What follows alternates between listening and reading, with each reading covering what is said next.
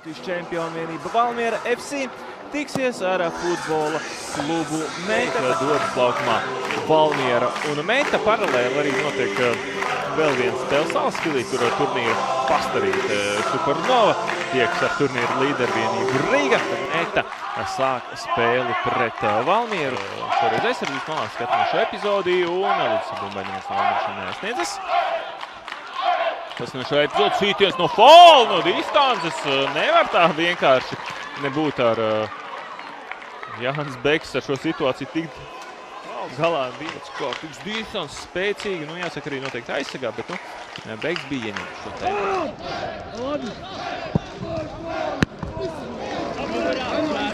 Piespēl neaizgāja.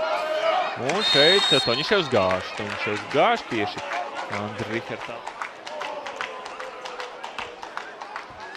Apaļš 1000 arī sanāca.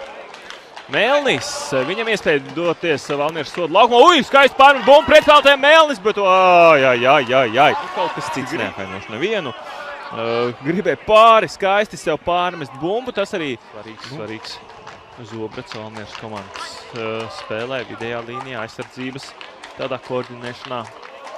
Bumbu cīņā tagad tāds ping-pongs spēle augstāk par zemi. Nenolaiž bumbu zemē un tagad Dojs palaiž par tālu bumbu. Aliuns un Dojs tiešām tā. Lūk, redzam atkārtumā šī te epizode. Ar cēli pa bumbu trāpa Dojs 20 minūtes. Būs aizdīts, šeit gana neglīti tiek notrukts Maksims Toņiševs. Piedros arī gan cietis.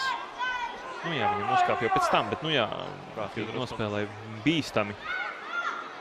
Būtu jādod savas atbalstītās komandas līdz zināt, un šeit Dojs komanda izvirzīt pēc iespējas tuvāk vārtiem šeit no distances.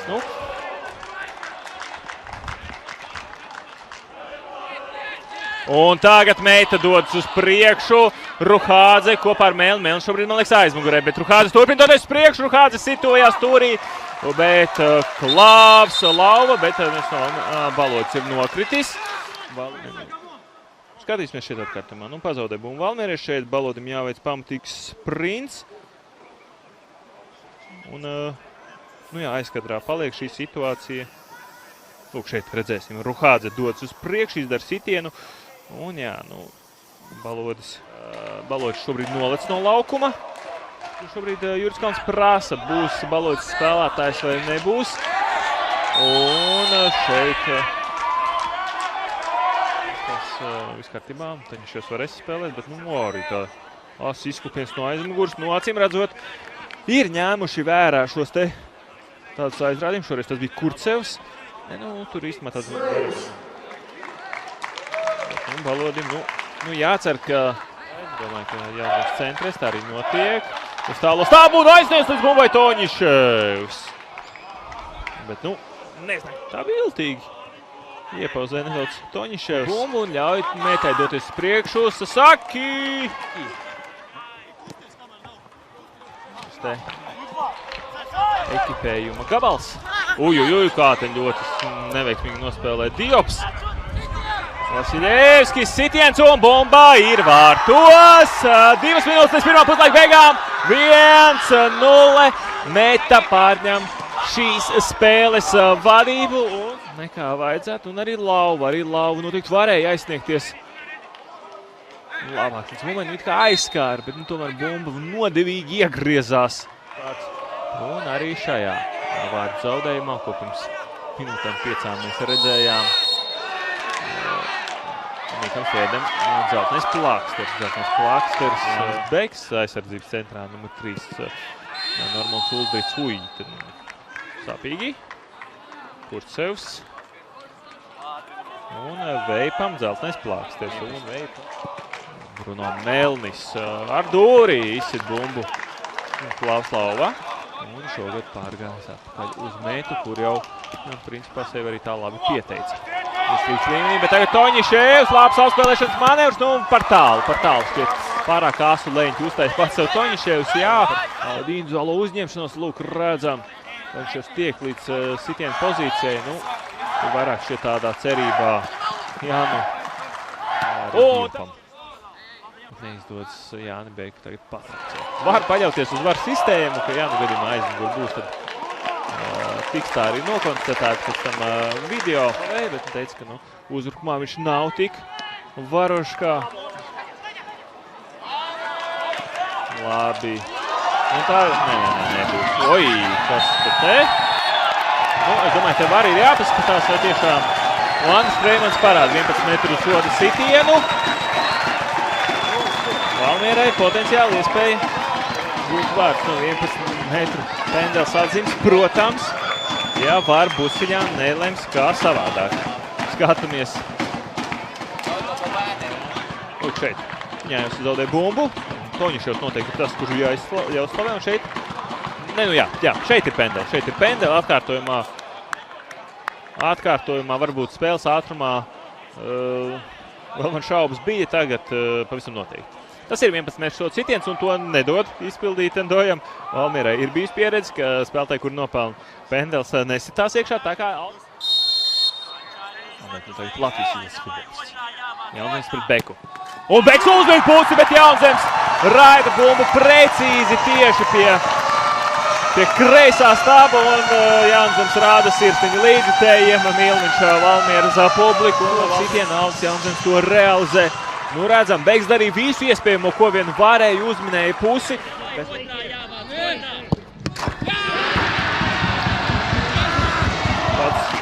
Pats spēlētājs iespēlē bumbu Toņiševam. Toņiševs atpakaļ Jaunzemām. Jaunzems ceļ uz tālo stāvu, un tur bumba ir vārtos. Aizmugure nav, izskatās, ka nav. Vismaz pagaidām, protams, video paskatīsies tiesneši, bet Leu Gaušu principā šķiet ar savu pirmo pieskārienu bumbai gūst vārds, un arī Leu Gaušu. Tas būtu sirstiņas iespējams dāmām tribīnēs. Leu Gaušu krekliņu tribīnēs ir vismaz viens. Bet lūk, futbols ir aizraujošs spēle, un īsā brīdī viss var ļoti strauji mainīties. Leu Gaušu gūst savus otros vārdus Valmieras komandas rindās. Šobrīd atcerēsimies, ka viņš vispār sezonu uzsāka RFS rindās, nospēlēja vienu puslaiku, un pēc tam arī viņam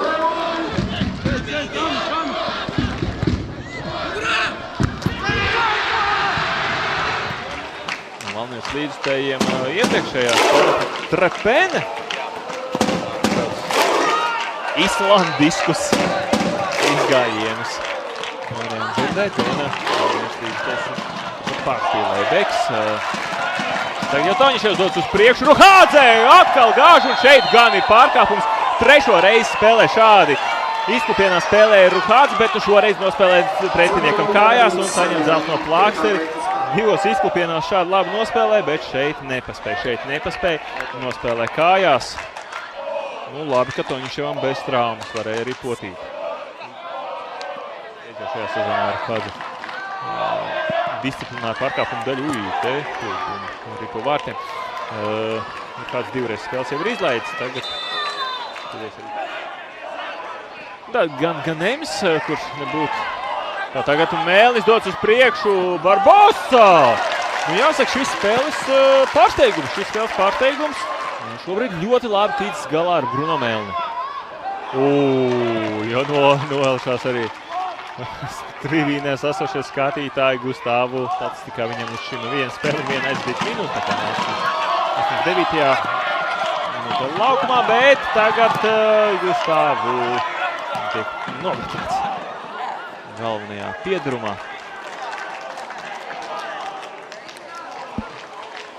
Redzam, uzkārt Leu Gaušu Latviņas kājas.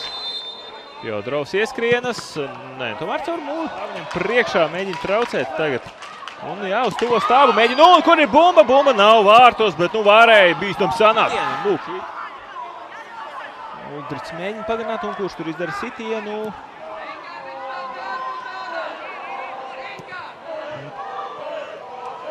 Albānijas čempionu vienību Partizānī. Cerams, ka veiksies labi, bet tagad Ingars Pūlis tiek nobloķēts Ingars Pūlis. Pārāk ilgi līdz vārtiem devās Ingars Pūlis. Bet šādas situācijas, Valmieras futbola audzēknim vajadzētu realizēt tomēr.